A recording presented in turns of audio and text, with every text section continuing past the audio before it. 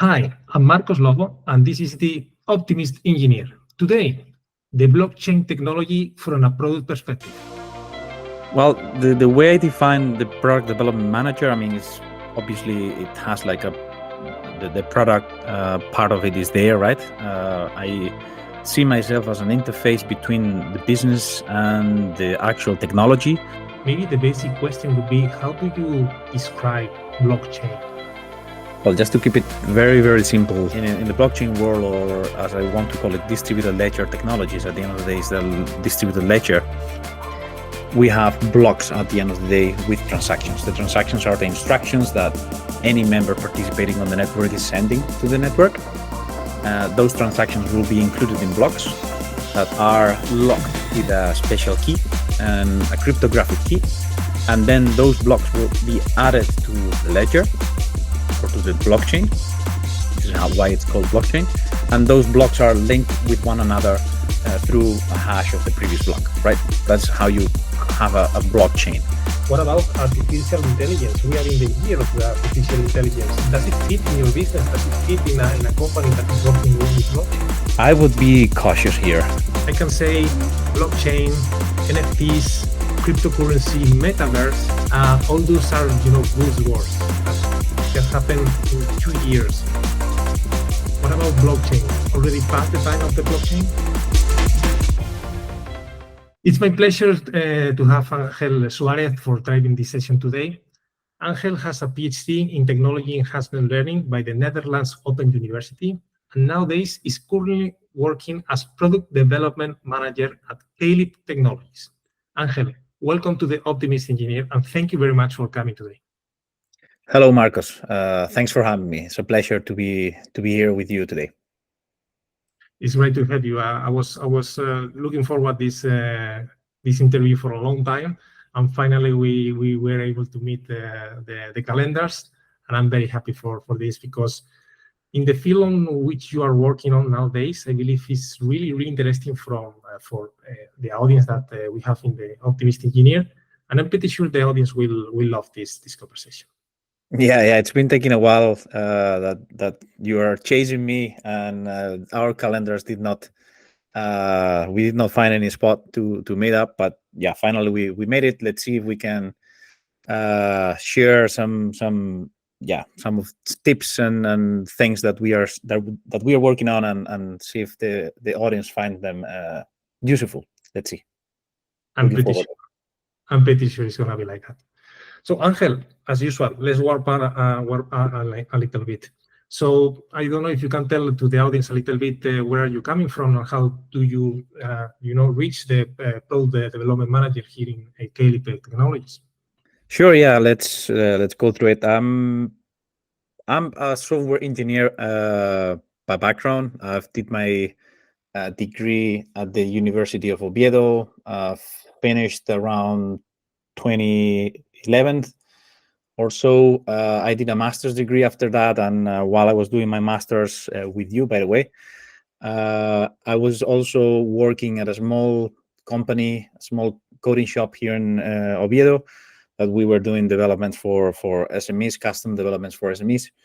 After that, I did my master's project at the Open University of the Netherlands in around 2013. Once I was there, I was offered to do a PhD there. I've started.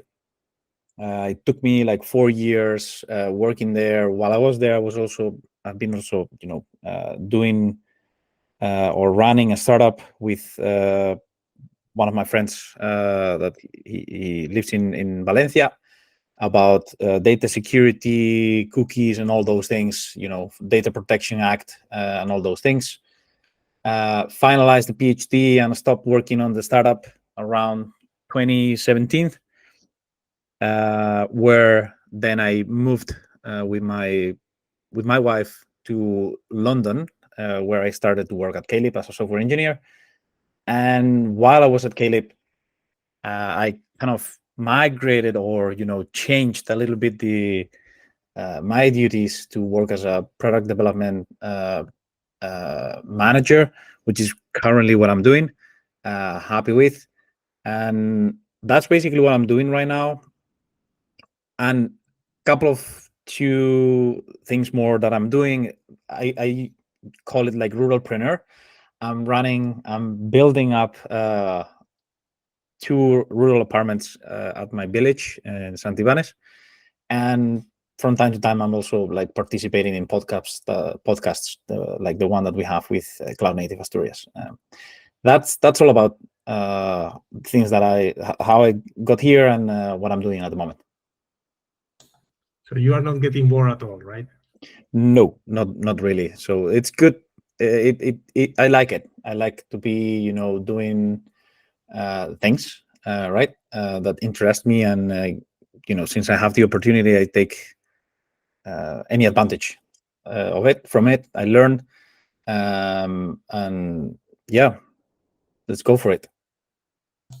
Makes sense. Because as far as I saw, the company that you are working on and the technology that you are using, I think a person like you with that spirit, I believe is really important to have in the board. Speaking of which, I don't know if you can tell us a little bit about your product. Yeah, sure, absolutely. What we are building at the moment is what we call an engine to create DMIs. DMIs are distributed market infrastructure for B2B services, which is basically business to business services. But let me define a little bit more, like what does DMI mean, right? And what we actually do in practice. When I say an engine to create DMIs, what I'm referring to is we are just basically building a product that allows us to not to only create one DMI, but multiple DMIs, right? Through customizations, through configuration. So we've boiled it down to the minimum required to then create like multiple networks that offer services for B2B. And that's basically what we do. Then I also mentioned like marketplace, like distributed marketplace, distributed because participants around the network, they are all connected to a shared ledger. So basically, it's distributed from that point of view. We are leveraging blockchain technologies, distributed ledger technologies at the end of the day, which is a similar thing. And we build marketplaces. So with that distributed engine, we build marketplaces in which businesses, like companies, you name it, like let's call it members of the network, they interact with one another through fintech services. So at the end of the day, there will be like transactions or whatever you want to call it, right? Whatever kind of service that they are engaging with right? That's in a nutshell what we do. And basically we provide that infrastructure, that engine to support in that distributed fashion, those marketplaces. That's, I think, in a nutshell, what we are doing. And then just to put the cherry on top, what we do we also offered a regulated DMI infrastructure. Basically, fintech and fintech is a heavy regulated space, and it always has to come with regulation and taking into account the jurisdiction of a given country. We are now about to launch a network, which is called the SDC, which is focusing on ADRs, which will be the first SEC, basically the Securities Exchange Commission, which is the entity that regulates the markets in US. And it will be the first SEC compliant network for public equities. And it took us 4 years to actually get to that point. Just to put it in context, the Bitcoin ETFs, which, Bitcoin has been there since 2009, 2010, it took 5 years just to get through and to get the Bitcoin ETF approved. And if we put that into perspective, it took us 4 years to go through, not the same process, but an equivalent process, just to get our network to a point that it can be considered like in good terms with the corresponding regulatory body. And that's basically what we do. That's basically our product. And quite happy with it, to be honest. That's great. Congratulations, by the way, for that important milestone. I can see the effort only listening to your words. Yeah, it will be there. I mean, we are still in the final stage of that process, but it will be available. It will be soon. There will be news around that within the next months. Certainly. That's great, and we will pay attention to that. So your product, that's great, and you are Ángel, and you are working as a product development manager. Okay, what is that role? What are you doing in the company to make it successful?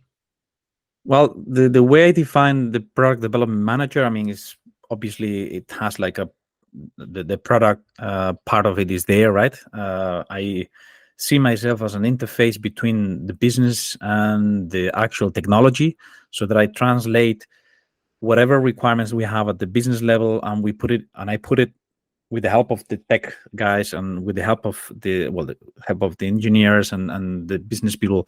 We put them in terms of features and things that we need to build, right? The difference, or the way I see it, is that I'm closer to the technology, so that I see myself as, just because of my background, software engineer, I see myself like closer to the technology, which is obviously an advantage when you need to decide what is going to be the next feature that you're going to build, right?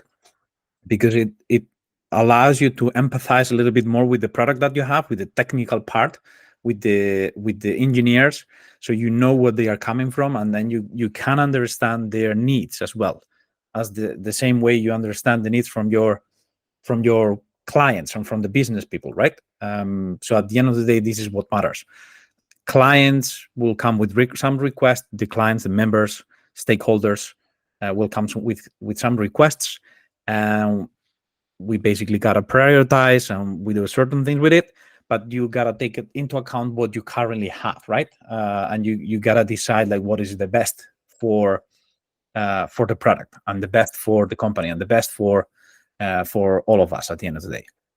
And having that technical component allows you to have that that feeling with the technology that allows you to make better decisions. And I think that's an advantage, and that's what I think, right? But obviously there could be like other opinions about that.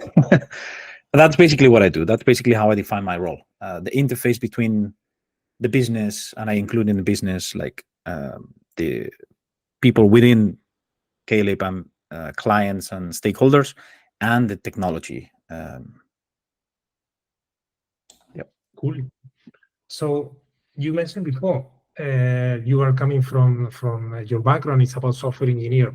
I was wondering how do you reach this position, not only in the career path, let's say, but more in the willing.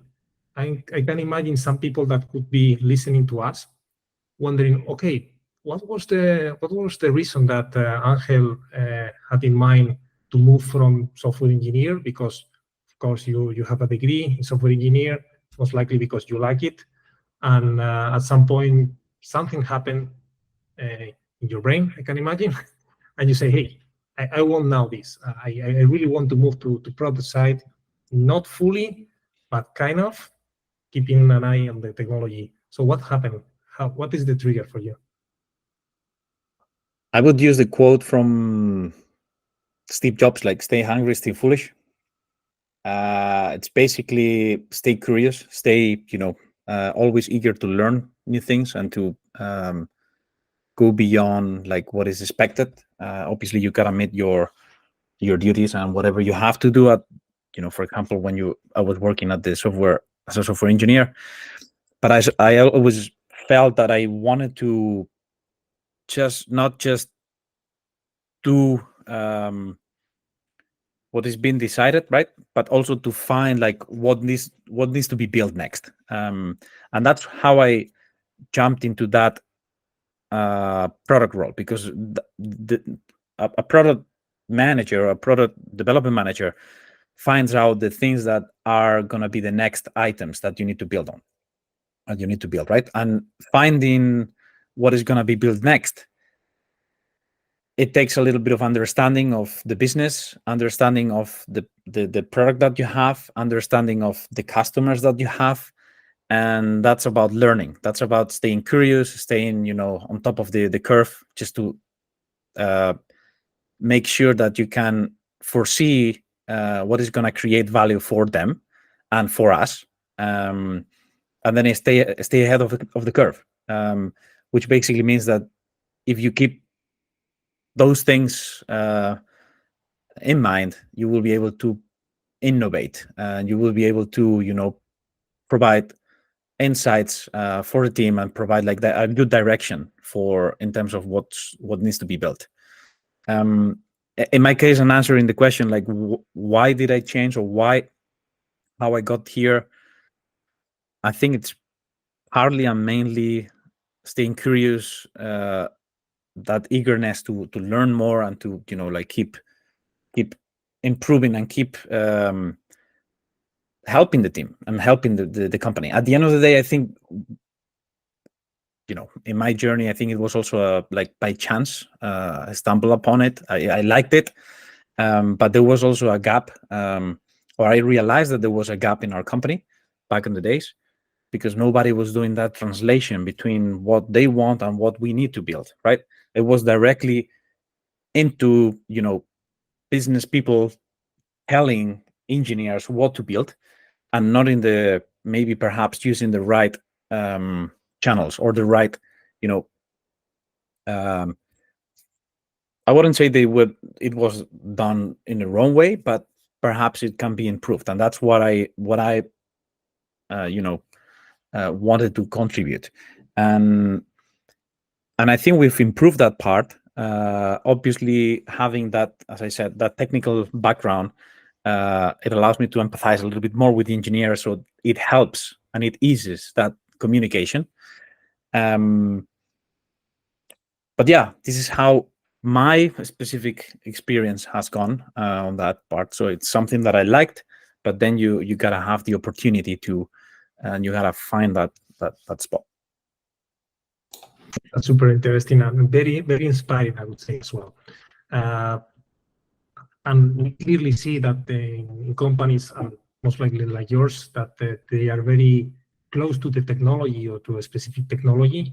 A role and profile like yours is really important, really crucial. Basically, what you said, to fill that gap, right, between business and engineering, which sometimes are, let's say in opposite sides. So really interesting what you say. Good. Ángel, we are in the optimist engineer, so we tend to talk about engineering things, right? So let me start to ask you about something about technology. Maybe the basic question would be, how do you describe blockchain? How does it work? Well, just to keep it very, very simple, so that just to boil it down to like 4 things. At the end of the day, we have in the blockchain world, or as I want to call it, distributed ledger technologies. At the end of the day, is the distributed ledger. We have blocks at the end of the day with transactions. The transactions are the instructions that any member participating on the network is sending to the network. Those transactions will be included in blocks that are locked with a special key and a cryptographic key. And then those blocks will be added to the ledger or to the blockchain. This is why it's called blockchain. And those blocks are linked with one another through a hash of the previous block, right? That's how you have a blockchain. Then particularities, everybody has access to that blockchain. Everybody is seeing the same blockchain. So it's a single source of truth. Everyone has a copy. It's hard to cheat what it's there, right? Everybody will see it. Then there are mechanisms that they are called consensus on how to, different kinds of, right? But in general terms, there are mechanisms of consensus on how to add a block, or how blocks are added to those blockchains. You have proof of work, proof of stake, delegated proof of stake, through, like in Hyperledger Fabric, endorsements and orders, or proof of authority in other, and so on and so forth. So those are like consensus mechanisms to add blocks into that blockchain. And then optionally, you also have smart contracts, like for example in Ethereum or Hyperledger Fabric, that allows you to have like self-executing contracts in which the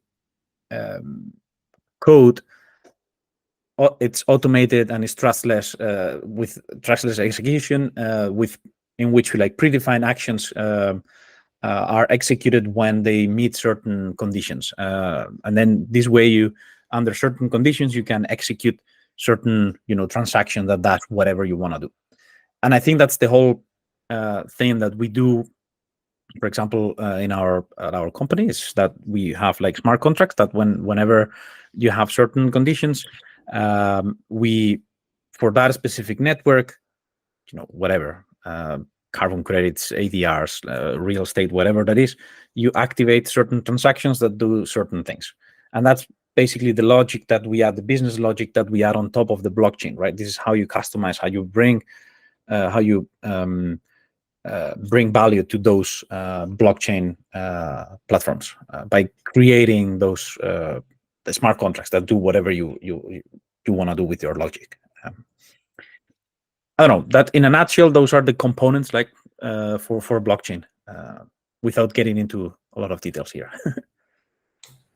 That's great. Actually, I was thinking, besides the definition and the description that you are putting in place, is I believe is really good and quite simple to understand, at least for people like me that I'm not used to this technology. I was thinking myself when you were talking about how difficult could be to have a full blockchain stack working in a laptop with, I don't know, Docker containers or whatever. But maybe that's for another conversation. Yeah. But speaking about challenges of this technology, how difficult was to integrate this technology into product? Because I can imagine it's not like pumping up a server or a FTP server or whatever. This could be much more difficult. So, if I may, I'll quickly answer that question. I mean, if anybody wants to try like something local for any of these networks, right? It depends. If you want to just feel how it is to work on one of those platforms, I have experience enough with Hyperledger Fabric, which obviously comes with a lot of tutorials and a lot of like hello world examples, in which allows you to run a local network of 3 nodes in your laptop. It doesn't take as much resources as you may think. Obviously, that's a very like hello world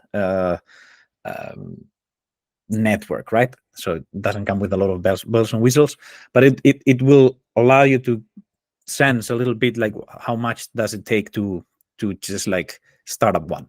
And it comes all with Dockerized and all those things, which it's pretty easy to start using it. With regards to the second question, like how difficult or easy it was to include blockchain, I guess that was the kind of question like into the company. Like in our case, it was pretty straightforward because we are like natively a blockchain company, a distributed ledger technology company, a DLT company. Since the beginning, the company KALYP started in 2017, around that 2016. And if you put that into perspective, Bitcoin started in 2009 and Ethereum 2016, right? Or 2015, I think. If you put that into context, not a lot of frameworks, not a lot of platforms that are readily to use like we have nowadays were available. So when we started, that idea of the blockchain was kind of like new, very, very brand new. And we started with our own custom solution written in Python with our own consensus mechanism. And yeah, so basically the difference back then was that we wanted to have like a private network. Ethereum and Bitcoin were like public, and then we wanted to have the ability to program to have those smart contracts. The only one that gave us that was Ethereum, but it was a public network. So that's why it was decided at the end to do the custom build with the private network and those smart contracts.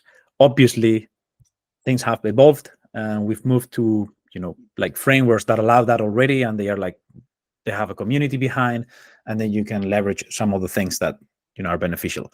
In this case, we've opted for Fabric, Hyperledger Fabric, which is meant specifically for that, private blockchains and private DLTs, and this is what we are using at the moment as a platform. So yeah, it wasn't difficult because we basically born with it. We born that way, and yeah, obviously there is an evolution there, and we will keep innovating and evolving in that sense as well. So yeah, that's amazing. So you were mentioning, yes, we can span the small chain, a small blockchain in the laptop with Docker and whatever. Since several years, many companies are moving to the cloud, the magic cloud. Everything into the cloud, moving from on-premise solutions to cloud services. So my question here is, does the cloud provide any value for you, any value for a product like yours, which is based on blockchain? Well, that's an interesting question and a dilemma, right, as well, right? DLT is all about decentralized and everybody having their own copy of the infra, and it means that those copies are reconciled and synchronized, and in that way, it's hard to go out of bound unilaterally. So basically what it means is that cloud and SaaS offering solutions, but obviously it's not centralized, right? With cloud solutions and SaaS offer multi-tenancy for different clients, so they can connect to the same cloud entity, and it seems counterintuitive for what a blockchain, what a distributed DLT is, right? Which requires like everybody has its own copy, and then everybody basically, or better said, nobody has a copy. Nobody has the copy of, let's say, of the database, right? There is no single point of truth. At the end of the day, it's a distributed aspect. So having one cloud component that mangles all together, it seems counterintuitive. But obviously, at the end of the day, I think it could be, there are solutions for that, and I think it also helps, right? The cloud, obviously, we use cloud components and in AWS and so on and so forth, right? So it's not that we are doing everything in bare metal in our server. So at the end of the day, we are leveraging cloud components, and obviously that's what we're doing. At the end of the day, we gotta be careful on how we manage things. That's all the thing. That's all we need to think about, because at the end of the day, we also need to take into account the desires of the companies and the entities and the members that we work with, right? You need to think about, we are in a B2B market. We have highly regulated institutions that they move really slow, right? They are like big companies, big banks, big institutions that they want to keep full control of their data, and usually they are quite traditional in the sense of how they deal with the data, right? So when you put in place these kind of networks that engage such banks and such institutions, yeah, you basically, they dictate really how they want to work, and there's a difficult and delicate conversation at that point, whether you keep it on a SaaS environment or whether you have like an instance of the node that they own of the network, and they run it on their own bare metal, servers. By the way, the infrastructure of a blockchain network allows for that, right? You can have nodes that run as a standalone in whatever place, and they basically connect, and they are part of the network, or they are basically in like VPC instances that are connected to the network. At the end of the day, everything is possible. But yes, absolutely, we rely on cloud. On the cloud for what we do, but we've got to be careful with, just because of the members that we engage with, and sometimes we got to pay attention to their needs. And that's basically how I would summarize. It's a delicate topic, I would say. Yeah, and I can imagine some of the things that you mentioned could be reasons because you are using something like a Hyperledger a framework, and not going to something like blockchain service provided by Amazon Web Services or Azure or something like that. Because if you go to Google and you look for blockchain services, Amazon Web Services will appear. Azure, I don't know if Oracle, I mean, these major technology companies, they have some product over there to be used. Honestly, I don't have any vision about the powerful of those products, but I can imagine you guys took a look in order to evaluate. And maybe these reasons that you mentioned were the ones to say, hey, that's okay, but no, we will not use Amazon Web Services blockchain because this, that, and that, right? Yeah, at the end of the day, they will offer you a fully managed service, right? If you want, so infrastructure as a service, almost, right? They give you, hey, you just give me all the parameters you want to configure, how many nodes, how many members, what characteristics of the network you want to build, and then we take care of everything for you. The problem with that, well, I wouldn't say a problem, right? The control aspect. You don't know what's going on, right? It's like a black box, and you rely on them, and that's it. That's certainly something that we don't want. Also the price, it comes at a price, right? At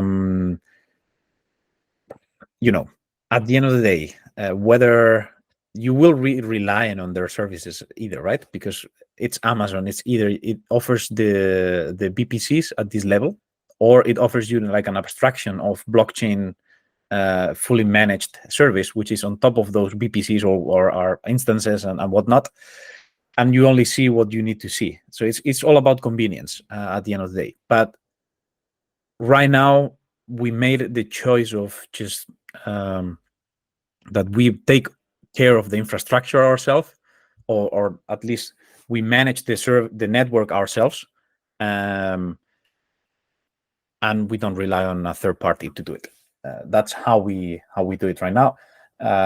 Also, if we go for a fully managed service, absolutely there will be like also complications, and there will be questions that need to be answered with regards of what you were mentioning at the beginning. When you put yourself in front of a big client, of a big member, hey, who is owning the data at the end of the day? Where is my server? And those kind of questions, they are often asked. So yeah, those options are there. It depends on, we are talking about like fintech, like heavy regulated entities, and big fishes like big banks. And if you want to try to spin up a network using blockchain or DLT, and then you have you are curious about how it works, you don't want to put your hands to get your hands dirty with low level details, maybe you can try one of those fully managed blockchain services from Oracle, from Amazon, from IBM, you name it, because that gets rid of all the complexity at the technical level, but it already gives you a flavor of how does it feel like seeing a blockchain. So you have all those varieties of options that it will, it depends on the use case scenario. For us, it's not it has not been good. Or it hasn't been suitable for our use case. Yeah. Thanks for the tip, actually, because I think it's good tip for the audience to know and how to proceed with this kind of technology. Because I'm pretty sure many people is listening this podcast.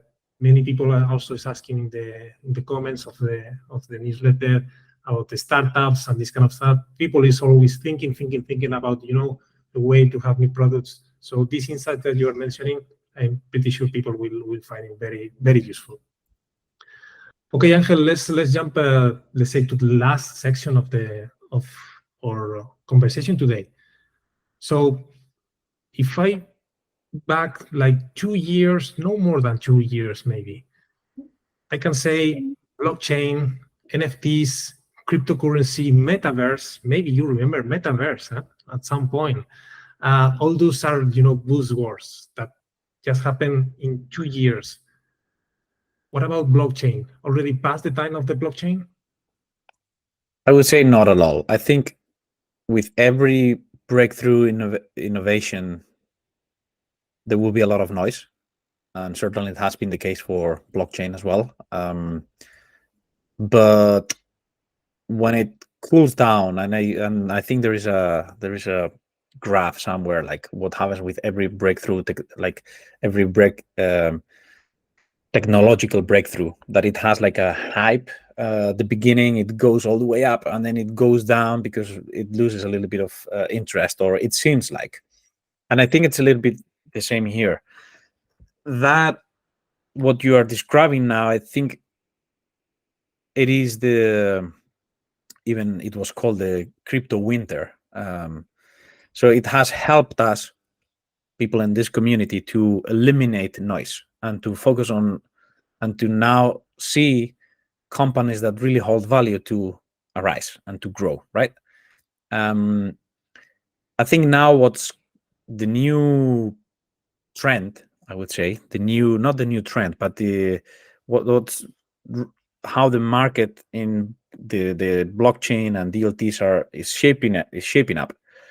It's basically towards real world assets, which is basically the next thing within that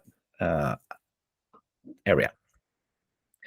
And we are really good position on that sense from a KALYP perspective. We are just focusing on real world assets, which basically means basically traditional assets that can be digitized, like real estates or bonds or ADRs or you name it.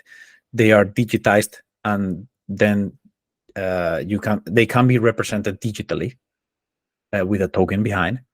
And basically it means that they will be equivalent to traditional assets, but in a digital form. What that means is that those real world assets, when they are digitized, when they are like tokenized, this is the exact word, like tokenization, they would also have jurisdiction, and they will be also regulated, which is the actual powerful thing, right? And when I'm reading about the like what is the real world assets and what's the future about it, there is a study from Boston Consulting Group that it says that by 2030 there will be it predicts an opportunity, $16 trillion opportunity business from a tokenization of assets by 2030. So that tells you that is not dead at all. This is all still blockchain related, right? It's a big opportunity ahead of us, because at the end of the day, if you look for like news, if you look in the news, like what has happened like some time ago, like with the Bitcoin ETF, that it took 5 years to come about. You can imagine like what is like 5 years for a business, for a startup, right? Like for us, it took us like 4 years to get to a point that we get the sort of approval from the regulator to digitized ADR. So basically to tokenized ADRs, which basically would allow someone using blockchain someone that has like assets for Porsche in UK to be traded in US because of the cross-border, and this is what the ADRs do, right? They mobilize some assets in the UK, and then you can trade them in the US. At the end of the day, what we are doing now in the ADR context is basically tokenizing those ADRs, and they are real world assets because we tokenize them, we digitized those ADRs, and it's basically the same sort of traditional ADR that we used to have so far in a digital format. This is an example of a real world asset, which is basically what is coming up right now. And just to make one distinction between real world assets and NFTs, the real world assets are traditional assets, like, as I was saying, like real estate ADRs and commodities that are represented digitally, while NFTs are non-fungible tokens that are unique digital assets that can represent things like artwork, collectibles, virtual items, but also real items. So at the end of the day, the real world assets represent physical assets, like the traditional ones, and NFTs, they are designed for unique digital items. So it's just also the purpose is different. The NFTs are used for authenticity or tracking ownership. The other ones is to represent digitally something that it exists in the real world. And I guess this is one of the things that need to be cleared up, and we need to distinguish, because it's in our case, we want to stay away from NFTs and the crypto stuff, like the pure, like what has happened with the different coins, like cryptocurrencies that couple of years ago. We want to stay away from that. We just want to place ourselves in the real world assets, like tokenizing traditional assets, and talking about DLT, like distributed ledger technologies, which is what underpins those capabilities. Again, just to summarize, I don't think the time for the blockchain has passed, but it obviously we adopt like new terminologies like real world assets, DLTs, and so on and so forth. But it's still there. It has come to stay, and as you've seen with the predictions, there are like huge potential business, huge business opportunities out there for it. For sure, with those numbers, I can imagine. Yes, sounds really interesting. What about artificial intelligence? We are in the year of the artificial intelligence. It's bumping up all the time. All the AI is all days in the news. Does it fit in your business? Does it fit in a company that is working with blockchain? I would be cautious here. Obviously, on a day-to-day basis, I think we all benefit from ChatGPT and all this Mid-Journey and all those things. I use it. I'm a consumer of those apps, and of those. It's like a support, like a half a copilot, and all those things. They are super beneficial. But I would be cautious when we talk about using it in the context of blockchain and in the context of what we do with ADRs, with carbon credits, and so on and so forth. Because it's like when you have a hammer and everything is a nail. You want to hammer it all over the place, right? For us right now, I don't see how it could help us. It could help us. I'm pretty certain that if you ask around, there will be millions of options to explore and to investigate. Right now, our business model is solid enough to not depend on AI. And obviously, if there is an opportunity in the future, we'll go after it. At the moment, it's not something that we are considering. and it doesn't, and this doesn't mean that we don't understanding in the sense of we don't use it or we are just like ignoring it completely. I see the potential of what AI brings, but so far not in the context of and so far, right? Maybe next year or next month there is something coming up and we say, yeah, we'll explore, but not right now. Certainly we gotta be careful and cautious and step by step. It's early days still for AI, right? Anyway. Yeah, it makes sense. Makes sense because, again, artificial intelligence is, for sure, as you said, a lot of potential we can see there, very promising. We have to see the use cases because otherwise it's going to be only, another ChatGPT in another product that brings no value at all.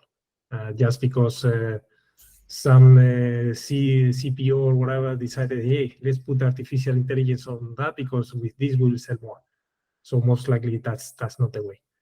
Yeah, no, certainly if there is an opportunity, and I'm pretty sure there will be one, we gotta research into it. We gotta look into it, understand it, make sure that it adds value, and then go for it. But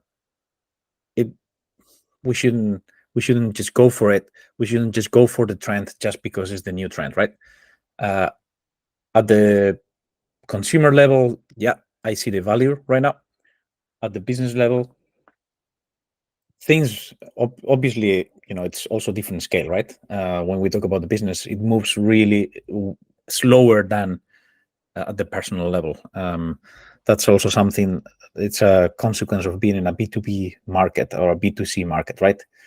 When it's business to consumer, things move fast. When it's product led, you try it out and then you monetize. So it's firstly you gotta activate your customer base. You engage with them, you let them try a little bit, and then you monetize by offering like plus features or like the premium features. In a B2B context, everything is about trust, like building trust with those entities, such big entities that move super slow. You gotta build that context just to work together and find out exactly what you want to build and provide that value. Whether AI will help for that, I'm pretty certain that it will do. For us at the moment, it's not something that we are exploring. Nice. And what about the challenges that are coming in the future, Angelo? What do you foresee in terms of, I don't know, challenges for the blockchain technology, challenges for your product? One of the big challenges that we have ahead is the regulation. And as I said, we are like pretty like we've been in a long journey there. I think it's coming to an end. Still few things that need to be wrapped up, but that's been a huge challenge for us. Obviously, let's see how AI impacts in all these things, right? At the end of the day, we should acknowledge that it is changing businesses, and certainly it will change this business as well. But we gotta be, alert and in sync to see what's going on there, and because also AI will affect as well security in that sense, right? And underpinning blockchain, which has been, with all the cryptographical materials, you gotta pay attention to how AI will impact that, in the sense of breaking through like things that before were secure and now might not be anymore. I'm just thinking about I forgot the word, but basically things that could go, security breaches that could be exploited with AI, that before they were like ages, far apart, or way in the future. We might be getting closer to that, and I'm talking about computer well, anyway, I forgot the word. Maybe we can cut that part. So I'll make a pause there. But basically, AI will have an impact, certainly, and we gotta be careful as well as with what are the challenges that will bring in our context, in the context of blockchain and distributed ledger technologies. Cool. Ángel, I'm loving the conversation, but we are reaching out the time of the interview. I ask all the guests that I have in the podcast, from your experience, I would love if you could share with the audience 1, 2, 3 tips that could be useful for the people. Yeah, I would say to young generations that don't follow trends, because you will be late. Certainly, if you follow a trend, it means that that's already a trend and you're late. You can follow it if you want, but you will be late. That's the first thing. Don't follow trends. Make mistakes. When you make mistakes and you learn from them, usually you're learning. And then you also you need to ask yourself, like, why? Make a mistake. Ask yourself, why are you making that mistake, or why are you doing that thing? Why are you not following trends? You could not, if you are not following a trend, you could try something else, something differently. Ask yourself, why are you trying something that is different from what everybody is doing? If you fail, don't give up. Learn from it. Keep trying. And eventually, there will be maybe a point in which you will be perhaps even innovating, because you are trying things that other people are not doing. If you follow trends, most likely you will end up in the same place as other people have been before. And you could innovate there as well, right? But that's my advice. Don't follow trends. Make mistakes. Learn from them, and ask yourself always, why are you doing things? And why are you doing what you're doing? That's what I would say, and I would leave it like that. Love it. Really, really good advices. Really powerful questions. Why, right? Why we do the things. That's really good stuff. Thank you for sharing with all of us. So, if people wants to find you and to ask you some questions, Ángel, how people can find you in the internet? Is there any way that the people can reach you out? Yeah, always at my email address, Suarez. Maybe we can leave it on the description somehow. Suarez, sure. FDZ86@gmail.com. Also in Twitter, I think it's Tito Hello. I'm not really proud of that nickname anymore, but that's what I have. If you want to know more about what we do at KALYP, it's KALYP.com. If you want to know what we do at any of those networks that we're leveraging through the KALYP product, it's dsdc.com or dsdc.net, I think. I think it's dsdc.net. Just to check. It's bad that I don't remember this, but I think it's dsdc.net, yes. And then samso.io. It's also what we are doing there.